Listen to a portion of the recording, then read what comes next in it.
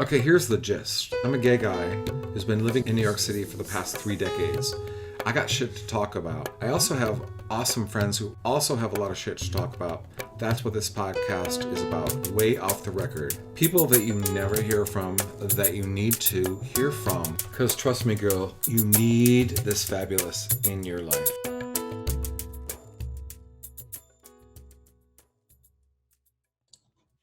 Welcome to Way Off the Record. My guest today, Antonio Biaggi, porn star, entrepreneur, and now running for city commissioner in Wilton Manors, Florida. Antonio, welcome. Thank you, thank you. So tell me about little Antonio. Where did you grow up? What was your upbringing like? That- So, little Antonio, oh my God. Um, so basically, I was born in New York. My family are really from Puerto Rico. My mom was born in New York. When I was 2 weeks old, they moved to Puerto Rico. I grew up in San Juan. Hmm. My father was a police. My mom did weddings, and my father was very conservative, very strict. And my brother and we went to private Catholic school with nuns. Also, I was a nerd. I was very always like the lonely one. So I guess sometimes I'm still a little Oh, like I don't like to socialize too much with everybody. So I yeah. like to be by myself. And but I was a nerd. I was always the one raising the hand. Like I always knew everything. Um, Yes. and yeah, the only issue that I always had in school, but they always had me separate, was because of my grammar. I had dyslexia, and that was always an issue that I had. That's why sometimes a lot of people are like, "You wrote this incorrect." I'm like, "Well, yeah, I know," and I'm like, I don't even care anymore. I deal with that my whole life. But like all the other subjects, like history, I'm a big time history buff. I went to college for history as well. Science. Like I was always very interested. I was always reading encyclopedia because this was before computer time. Right. And I was always very like I love history of the world and the countries and every culture. So I always been attracted about traveling and cultures. That's one of the things that I always been since I was a kid. Nice. I want to ask you, what was it like? And give me the tea here. What was it like? What were the nuns like? Because I've heard horror stories. Oh, horrible. Super. There was one that they kicked me out of the school because my dad had a fight with a nun.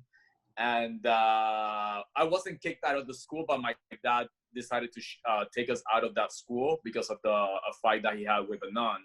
And we went to a really privileged private school, and a lot of the kids had like people doing their projects and stuff. And I did my own project, and then they were complaining that my project was the shittiest one. And my dad didn't like what they said, so he moved it to another private school that it was non-religious, so it was like no religion whatsoever, but it was private school. So we went there for like 2 years, and then we went back again to another Catholic school that it was a high school. So basically, everybody that studied with me in that first school, I met them again in the other school, in the high school. Nice. But yeah, it was. There were the rumors, they had the priest with the basketball players, and they had Wow. like every other Catholic school, I guess. Right. Right. Well, it didn't scar you. It doesn't appear to have scarred you, because I've heard just horror stories from. Oh yeah, no. There were some of the nuns were really strict, and yeah, they were.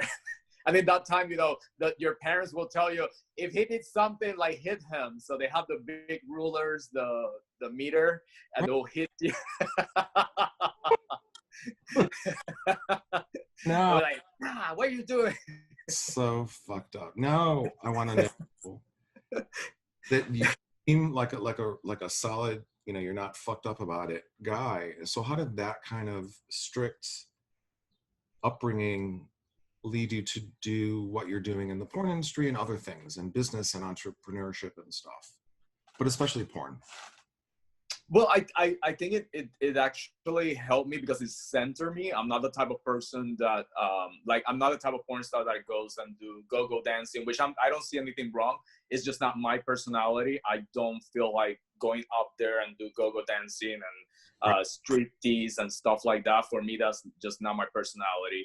I do everything more of a business. Like I always, since I was a kid, I will always sell my candies to my neighbors. So everything that I do always turn into a business. So that's why when I got into the porn industry, I was like, I'm gonna turn into a business. I decided to do my production company. Hmm. So I think because of that being so strict, it got me a little more serious in the way that I can take I put myself more serious and I can do businesses. So Hmm. I think that that was part of of growing up in a very strict household. So, in terms of when you first started out, you were mostly in front of the camera. Hmm. Then you opened your production company, Biaggi Productions, Hmm. Biaggi Videos. Which of those two roles is more enjoyable? Which of those two roles is more physically and mentally exhausting? they both they both are different. They're both different because when I started working for other studios, which I did about 100 videos for a Hmm. bunch of different studios. Originally, I started with Raging Stallion, that was a condom industry, and my ex was one of the owners of Raging Stallion and Falcom. It was easy. It was difficult because it took longer. Back then, the film to film one scene, it was 6 hours. Oh, So in that sense, it was really difficult. And it was difficult because a lot of the times I did not like my partner. So oh, that part, that's why it's called acting. So right, you have to make it enjoyable. So a lot of the times I did not like the other person. When I created my production company, it makes it easier in the sense that I film only in 1 hour. So one scene is 1 hour.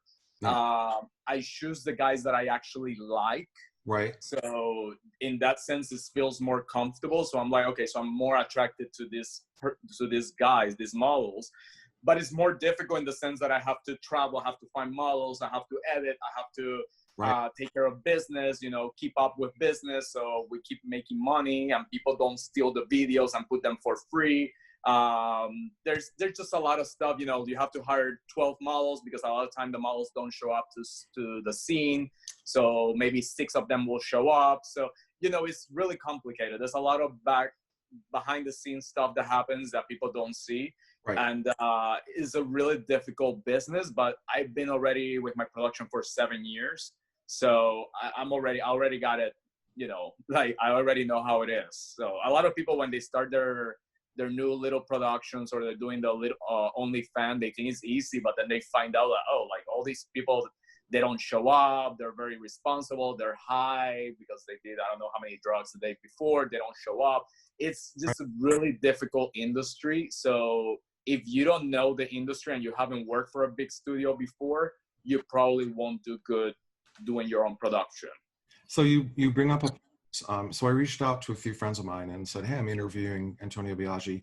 Are there Mhm. any questions that you would like me to ask him? And to your point that you just made, how is it, especially now that you're, sort of in charge of the production, how do you navigate a world, as we all know, where drugs are very, omnipresent, and you're trying to, have this business and make this video? How do you Mhm. deal with sometimes having some of your models come high on meth or something or whatever it is they use? Like, how do you deal with that? I've been learning now. I'm getting a little better the last couple of years because at first I didn't know. I never done drugs in my entire life. That like never. Like I think I smoked weed once, and Right. it was one puff, and I did not like it. I do drink. I like drinking, but I never done meth. I never done cocaine. I never done anything else. So like for me, I didn't know I wasn't involved in the world of drugs. Some of my friends they do them, but it was different. Cheers. But for me, I've been getting used to it. That was one of the things that got me off filming for other studios because I have really bad experience with other studios. Right. There was a lot of drugs. Sometimes the owner were doing drugs, and I felt a little uncomfortable.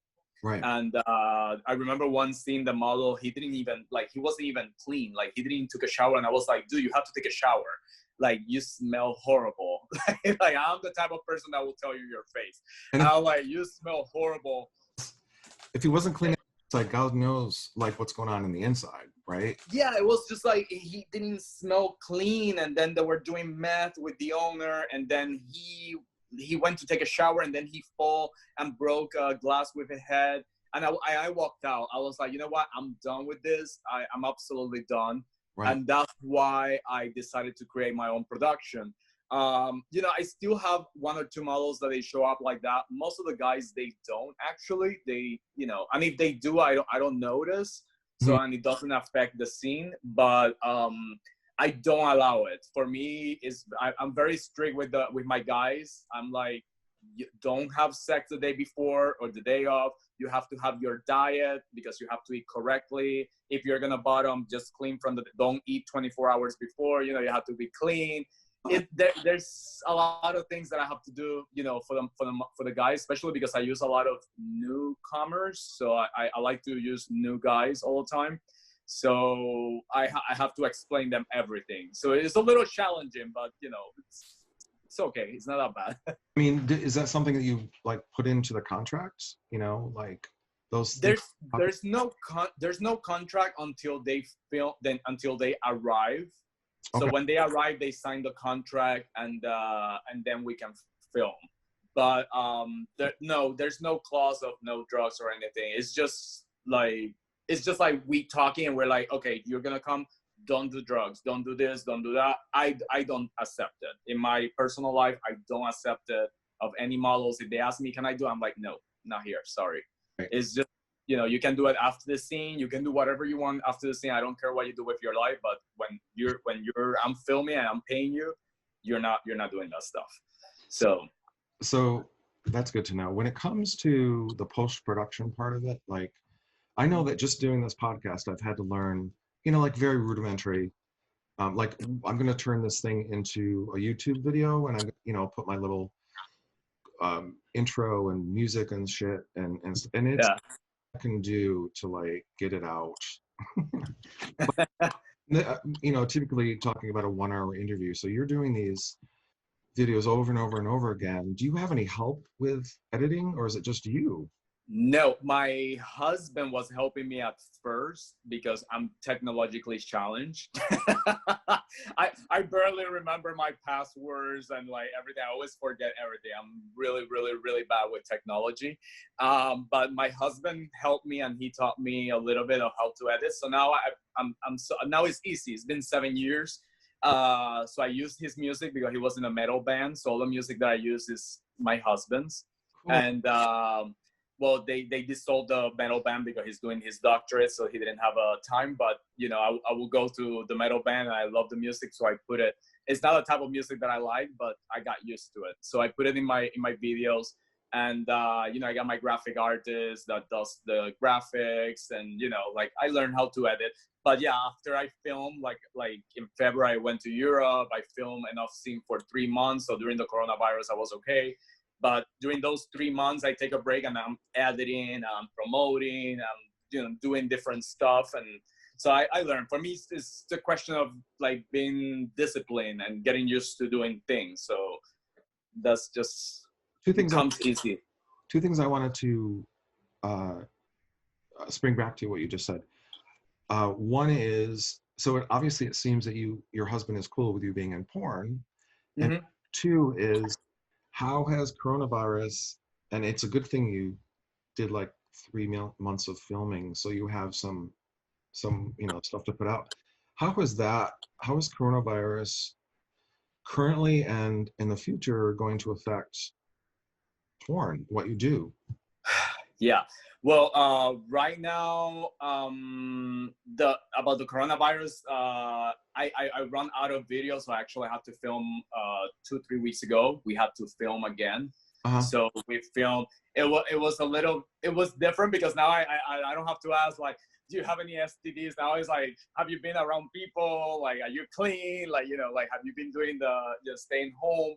So it's been interesting. So, you know, I'm like, do you have any, you know, like, symptoms or anything. So that's what I've been doing. I'm actually filming in 2 more weeks again with some guys coming from LA. I told them that I'm like, I don't want to film people with that are coming from out of town, but they want to. And I was like, well, we'll see how it goes. So we're tentative right now to film. Right now, I've been trying to use local guys, although here Florida is really bad right now, but I'm trying to use guys here in Florida. Yeah. You know, but they've been taking care of themselves, you know, so I'm like hoping that nothing happens. It does affect me because I usually travel every 2 weeks. So I'm a type of person that I travel a lot. And most of my production is been a little challenging because now I have to find models here in Florida. Right.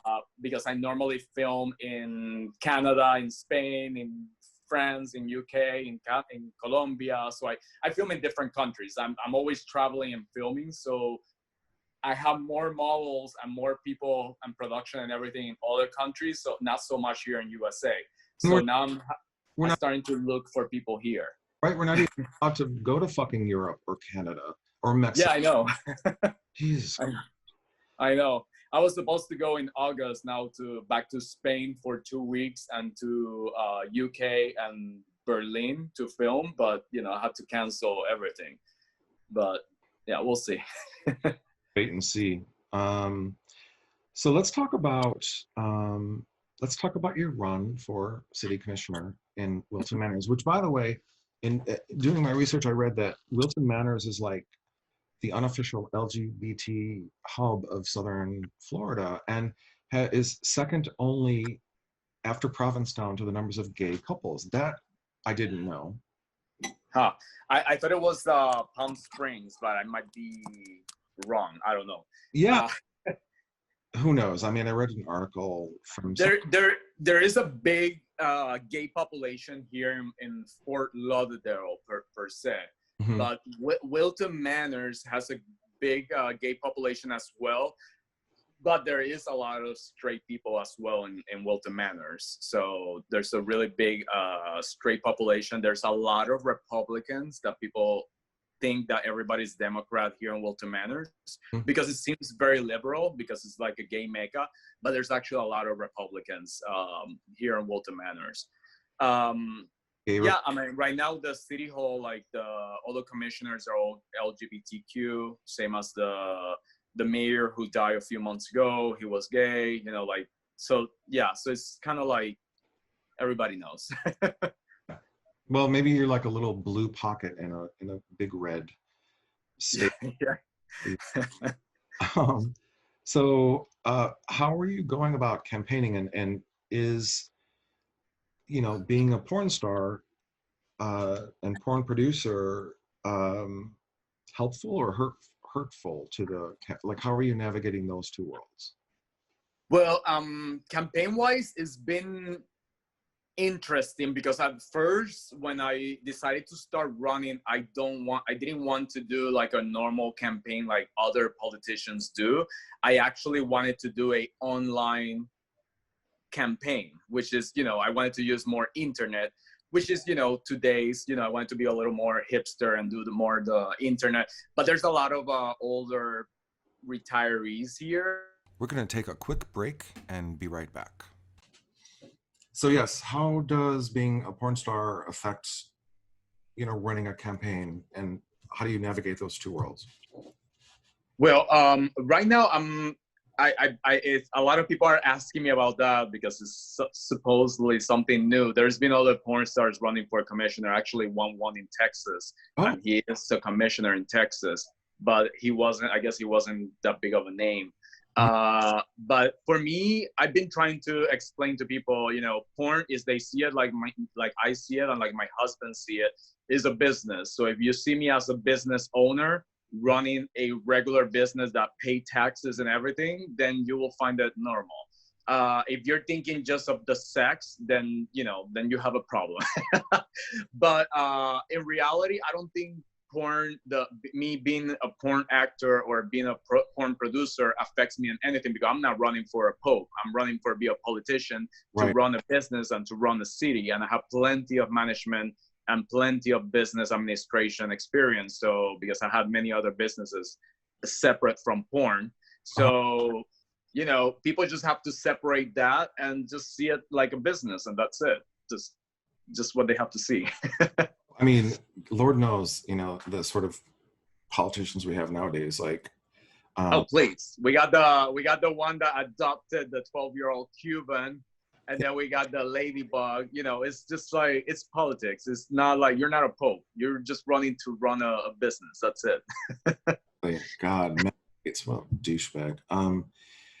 So I want to talk to you about Naughty and Nice, the play that you wrote that you were. It's Naughty and Nuts. Naughty and Nice. Oh, Nut. Yeah.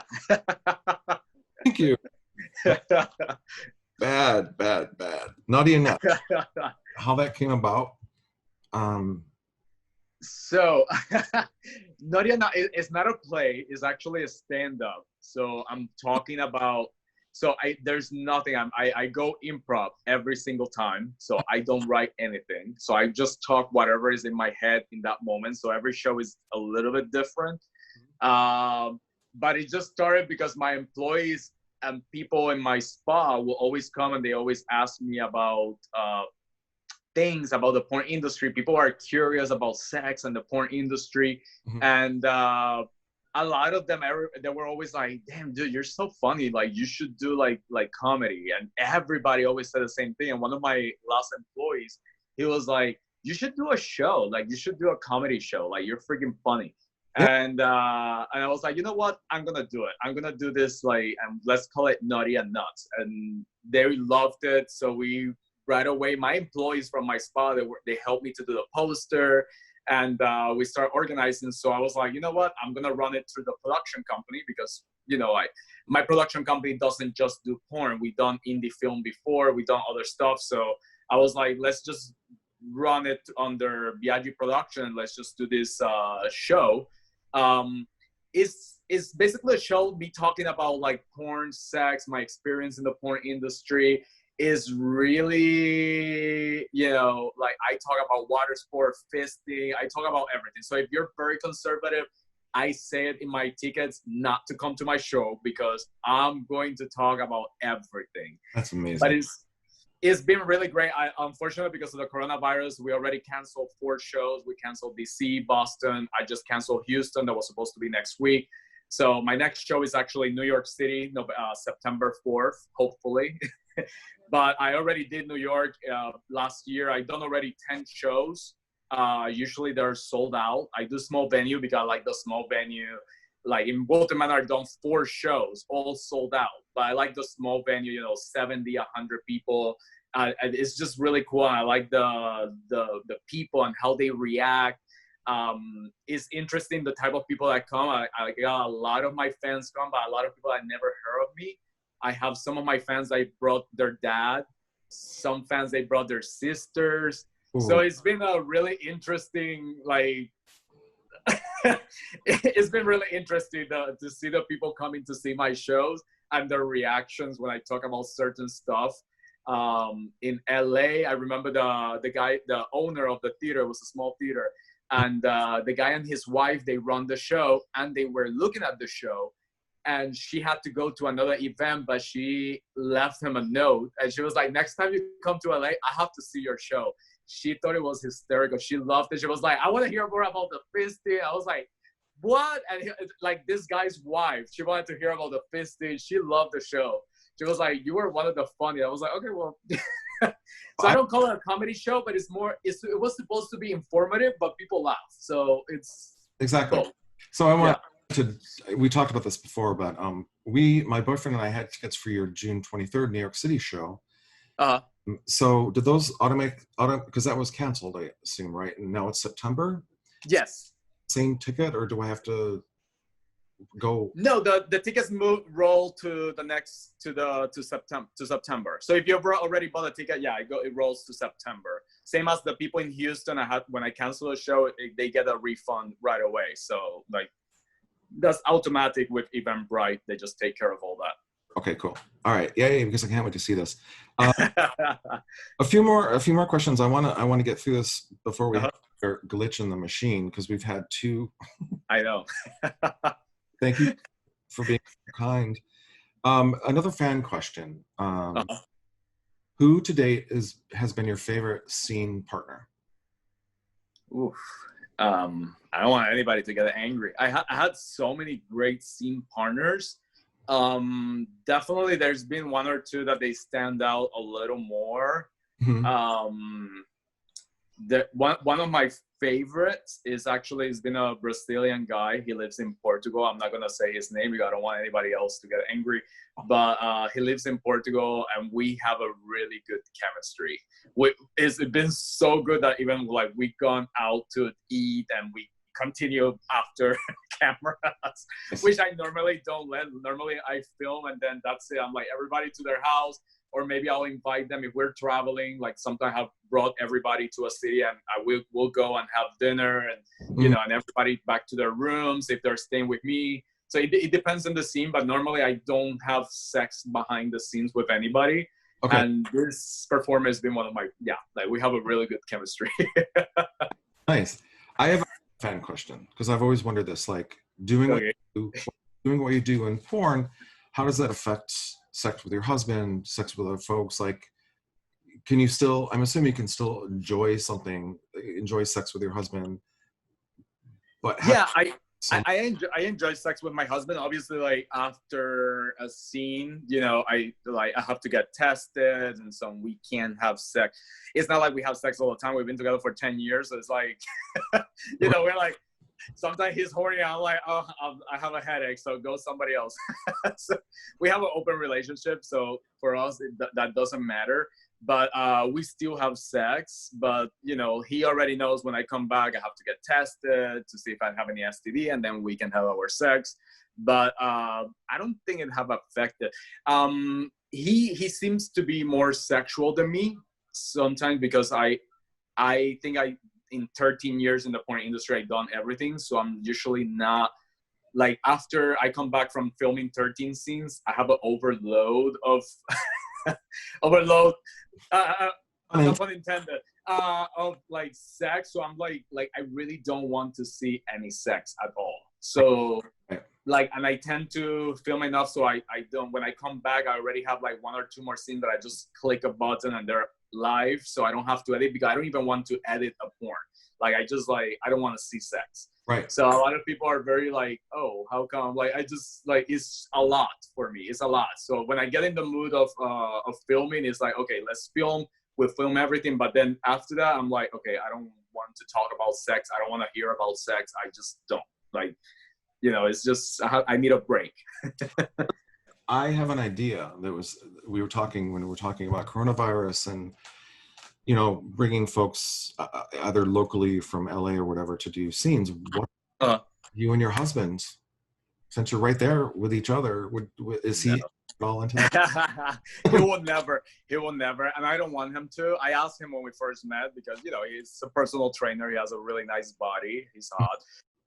But no, now it's like, no. And he's doing his doctorate, so I don't want him to affect him in other aspects. So yeah, no.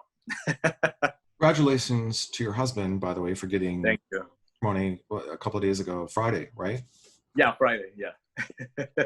All right, I want to talk to you a few more things. Because I've seen a few videos that you've put up online about teaching flamenco to little kids. Tell me yes. about that. Fantastic. I dance flamenco. I was trained with classical ballet. So I actually was a classic ballet dancer in Puerto Rico. I never did any shows because I was always like so ashamed of being in the tight. I don't know. It was weird. Being a conservative family, for me that was like a taboo to be dressed in, in the tights and stuff. I remember dancing, and plus the bulge, it makes it bigger. So it was funny. So I actually danced ballet, and I remember next to the ballet studio there was a gay bar, and a lot of times I took ballet Fridays in the evening. So I will finish the ballet class, but I didn't want anybody to know that I danced ballet. So I will like put everything in my bag, and I will like put a hoodie, even though it was hot as hell in Puerto Rico. I will put a hoodie so nobody see me, and then I will get into my car and I change clothing and I will go to the bar because I didn't want anybody to know that I dance classic ballet. And a few years ago, I switched from ballet. So I danced ballet till like 6 years ago. Oh. And then I switched to flamenco 5 years ago when we were doing the choreography for Carmen. So my family, my aunt, they always raised me very Spanish, even though, you know, we're mixed. But the Spanish descendant was the most important for my aunt. So I always grew up listening to flamenco and stuff like that. And I always was like curious about flamenco. And I started 5 years ago after doing the Don Quixote choreography. I was like, you know what? I'm going to do actually flamenco. So I started doing flamenco and I got involved. I go to Spain 2-3 times a year to flamenco festivals. And I take classes with famous flamenco dancers. That's insane. And I love it. I really love it. I met like the royalty of the flamenco. So like all these gypsies. I gone to the caves in Granada to take flamenco classes with the gypsies. Like I love that world. And last year, one of my high school friends, she's a teacher here in Cooper City, Florida, and she asked me, she was like going crazy because she's like, I have like a Latin festival and I have to teach flamenco and I don't know flamenco. And she was like, I'll pay you. And I was like, you know what? I'm going to do it for free because I just want kids to do it. And there were kids from kinder to second grade. And it was an amazing experience. It is crazy because I don't like kids normally. I have 5 nieces. I'm like, I don't care for kids. I don't like kids. But it was a great experience. It was really fun. It was a lot of work because they're really like jumping and like they go crazy. I don't like people when they don't pay attention to me. I get crazy. So it was a lot for me, but I learned a lot. But it was good too. Like the day of the show, like the kids love it, and they were so tiny. They would hug my leg and they were like, "Thank you." It was really sweet. It was really cute. But I'm normally not into kids. Like I don't like kids. like my nieces, I'm starting to like my nieces now because they're entering puberty. So they're like 11, 10. So those are like the little ones. They're like 1 and 3 years old. I don't like that. I don't care. I'm like, I don't know. Too, world. I'm the same way. Like, then we can talk or whatever. But yeah, I'm like, ugh. But it was cool. It was a cool experience, and I love teaching people, and it was just a really great experience to teach something that I love and a passion that I have to another generation, because flamenco is something that it's an art that has been forgotten by a lot of people. Not that many people dances flamenco. So for me, it was really cool. And a lot of them, they were like, "Oh, I actually like it. Is there any school?" And they were asking for schools in the area. So I tried to find schools so they could keep going. But yeah, it's an art that is really difficult to learn and to follow. Yeah, I took a trip to Sevilla back in 2005 or 2006, specifically to see, is flamenco still alive and well? And it is. And yeah. Oh yeah, thing and gypsy thing, and there is a place in the old city in Savilla that's a cultural center. I don't have the name on top of my head. They teach classes in Sephardic Judaism and singing. Oh, cool. Flamenco and all of this stuff, and I saw 2 performances while I was there, and it blew my mind. It was the most beautiful thing I've ever seen. The Spanish know how to put on a show. They know lighting. They know just it was exquisite. So I love that. That's why I go to Spain a lot. Everybody's like, "You're always in Spain." I'm like, "Well, I'm always in Spain because I take flamenco classes and then I film porn. Spanish guys are really hot." It's like for me, it's like a mix of both. Like I asked my husband many times, "Can we move to Spain?" He's like, "No." And I'm like, "Oh, please!" Like that would be a dream of mine to live in Spain. Me too. Let me show you something. As soon as we are able to get back into Europe, I have my Italian passport here. Oh, nice. And because I don't know about you, but I'm fucking done with this country. I am sure about. I felt like that when the elections last election. So I was looking. I actually have a friend of mine from Spain who is a lawyer, and he was actually helping me to see if I get the Spanish passport and move. But then things changed. My husband had a little incident, and then we decided to get married. So we're now here, and he's finishing his doctorate. So for now we are here. Like we don't know eventually when. We've been talking because we're Jewish, so we're talking about getting the Israeli passport. But we have to research eventually. So I don't know. I don't know what's going to happen in the future. For now, I know what's happening now, and I'm running here for Wilton Manors, and it all depends on the election. So we'll see what happens later next. So let us know. I'm going to put this in the show notes. Where can people go to learn about you as a performer, as a producer? BiaggiProductions.com, is it? And also one for the Wilton Manors. Well, I don't really have that many, like anywhere that you can go and learn all this stuff. Like people just follow me on social media. Okay. I've been doing a lot of interviews lately because a lot of people that are interested in getting to know who I am. Okay. I always say also, if you want to know, come to my show. Naughty or not. But like I really don't have like a page or something that will tell my story or my life or anything. So I guess just follow me on social media, Instagram and Facebook, yeah. Good. And listen, when September, when the show comes back to New York, I want to have a drink with you after. Is that okay? Yeah, cool. All right. Perfect. Yeah, that would be great. It's a great restaurant too. It's like one of my favorite Italian restaurants. It's in the second floor. Oh. It's right there in Times Square. Every time I go to New York, I used to go every month, not anymore. But I go there every single night to eat. It's an amazing restaurant. Actually, the VIP tickets come with a drink, so people will be able to have a drink during the show. But yeah, that would be great. Like we always after the show, I always go and have dinner over there in the restaurant. It's really good. Maybe Mario Cantone can join us. He's invited actually, so he's one of my guest person this time. I know Mario Cantone for so many years, like over a decade almost. But yeah, we talk, and I know him because I love Sex and the City. It's one of my favorite series. Right. He hates it. So I'm always like, I saw you on Sex and the City, but we always talk, and I always follow him. If he's in Wendy Williams' show, I'm like, oh my God, I saw you in Wendy Williams. Like we still talk. We actually been talking during the pandemic because I see him all the time. I've been in his house. He cooked for me, which he actually does the best artichokes ever. Like he does amazing artichoke. He's a great cook. And yeah, so I already invited him. So I don't know if he's going to be in the city so he can come and see the show. But yeah, he's definitely hopefully coming to the show. All right, good. Thank you for doing this. It's been an absolute pleasure. I've been able to talk to you forever.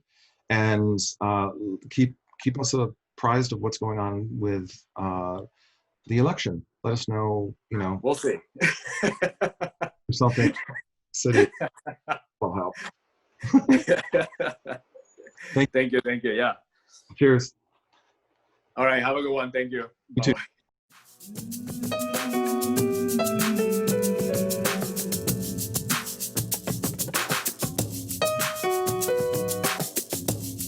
Way Off the Record has been written, edited, and produced by Scott Ambrosino, also produced by Christian Hernandez, and we are available on all platforms where you get your podcasts.